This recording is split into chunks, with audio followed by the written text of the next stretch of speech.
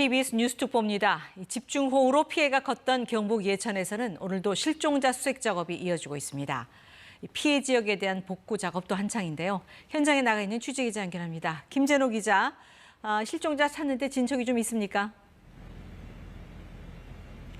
네, 저는 지금 실종자 수색 작업과 인근 마을 복구 작업이 함께 진행되고 있는 경북 예천군 벌방교 인근에 나와 있습니다. 이른 아침부터 수색 작업이 계속되고 있지만 아직까지 실종자를 발견했다는 소식은 들려오지 않고 있습니다. 소방과 경찰 등은 오늘 새벽 5시부터 2,400여 명의 인력과 관련 장비 1,200여 대를 투입해 벌방리와 금곡리 일대에서 집중 수색을 펼치고 있습니다.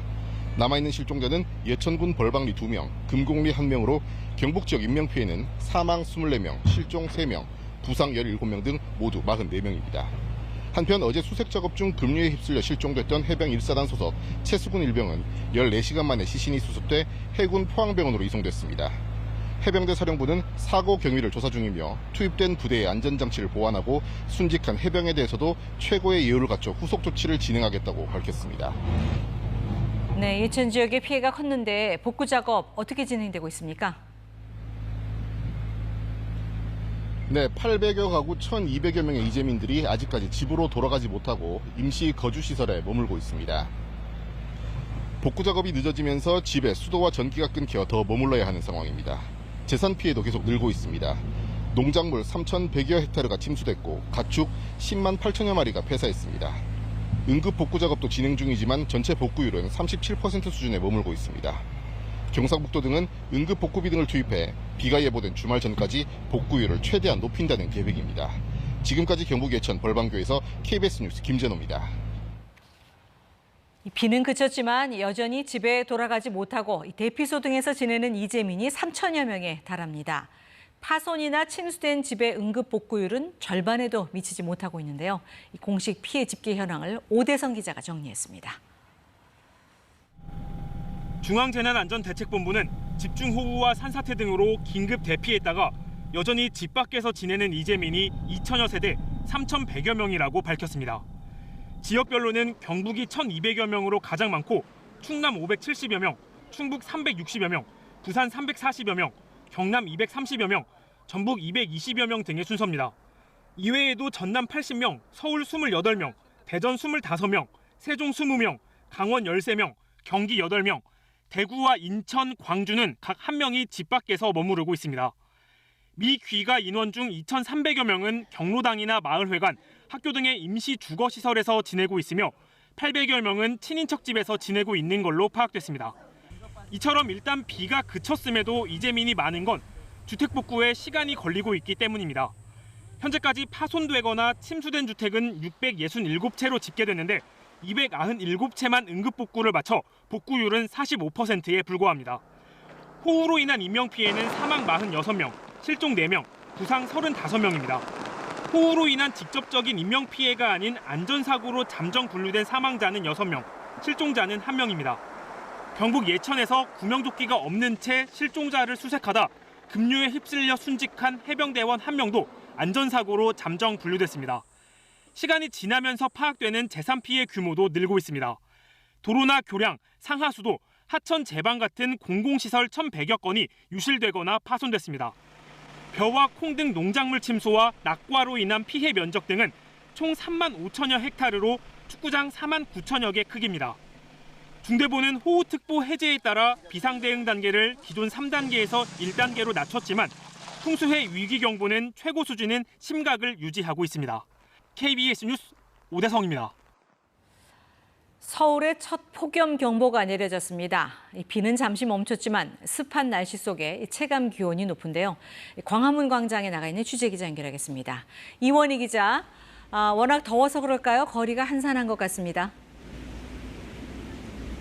네, 이곳 광화문 광장은 평소에 시민분들 산책 많이 하시는 곳인데요. 제가 여기 오전부터 와 있었는데 평소보다 한산한 모습입니다. 오후 들어서 햇빛이 더 세지면서 저희 취재진도 지금 그늘 밑으로 자리를 옮겼는데요. 시민들도 대부분 산책하기보다는 그늘 밑에서 쉬어가는 모습들을 더 많이 볼 수 있었습니다. 저희가 조금 전에 만난 시민분 얘기 들어보겠습니다. 제가 점심 먹고 항상 산책을 하는데 지금 산책하지도 못할 정도로 너무 더워져서 더운 것보단 차라리 회사에서 일하는 게 좋은 것 같습니다. 기상청은 어제 오전부터 전국 대부분 지역에 폭염특보를 내렸습니다.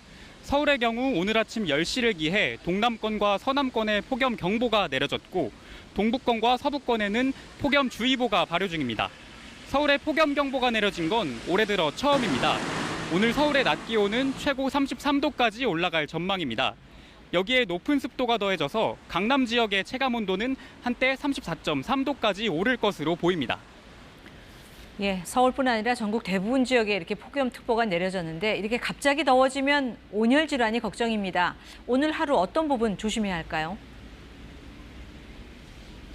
네, 지금 이 시간이 가장 취약한 시간대인데 오후 2시부터 5시 사이에는 야외 활동을 삼가하는 게 좋습니다. 특히 거동이 불편한 환자나 노약자 같은 경우는 아예 외출 자체를 안 하시는 게 좋은데요. 불가피하게 외출을 하게 되더라도 양산이나 모자 같은 거는 꼭 챙겨가시는 게 좋겠습니다. 이렇게 날씨가 더울 때 가장 중요한 건 수분을 충분히 섭취하는 거, 그리고 휴식을 취하는 건데요. 두통이나 어지럼증, 피로감 같은 게 대표적인 온열 질환의 증상입니다.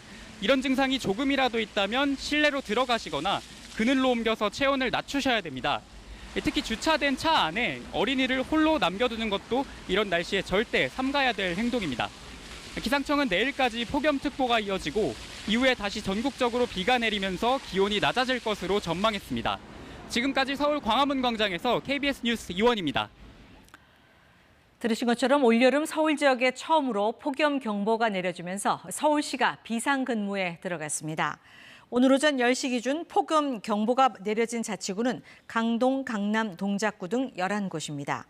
서울시는 위기경보 수준을 경계 단계로 높이고 폭염 종합지원 상황실을 운영하면서 돌봄이 필요한 어르신에 대해서는 격일로 전화나 방문을 통해 안전을 확인할 계획입니다. 오늘과 내일은 폭염 속에 소나기가 오는 곳이 있겠습니다. 대부분 지역에 폭염주의보가 내려진 가운데 서울에는 올해 처음으로 폭염경보가 내려졌고 경기도 일부와 강원도 화천, 홍천도 폭염주의보가 경보로 강화됐습니다. 또 오전에는 춘천과 대구, 칠곡에도 폭염경보가 확대됐습니다. 내일까지는 전국 대부분 지역의 낮 기온이 33도 안팎까지 오르겠고요. 특히 폭염경보 지역은 체감온도가 35도를 넘어서는 곳도 있겠습니다. 오늘 한낮에는 서울과 춘천, 청주와 광주, 대구가 33도로 남부지방은 어제보다 1도에서 6도 정도 높겠습니다. 오늘 오후에는 대기가 불안정해져 강원 내륙과 산지에 5에서 40mm의 소나기가 오는 곳이 있겠고 남부 내륙 지역에도 5에서 30mm의 소나기가 내릴 것으로 예상됩니다. 내일도 내륙 곳곳에 벼락과 돌풍을 동반한 소나기가 지나겠습니다. 모레 토요일부터는 정체전선이 다가와 전국에 다시 장맛비가 오기 시작하겠습니다. 다음 주 월요일까지 대부분 지역에 비가 이어지겠는데요. 이번에는 수도권과 강원도 지역에 집중호우가 쏟아질 가능성이 있어 미리 대비하셔야겠습니다. 오늘은 전국에 가끔 구름이 많이 끼겠고요. 소나기가 내릴 때는 돌풍이 불면서 천둥 번개가 치겠습니다. 낮 최고 기온 남부지방은 어제보다 높은 데다 습도가 높아서 더 무덥게 느껴지겠습니다. 바다의 물결은 모든 해상에서 0.5에서 2m로 비교적 낮게 일겠고 해상에는 안개가 끼는 곳이 있겠습니다. 날씨 전해드렸습니다. KBS 뉴스 특보를 마칩니다. 고맙습니다.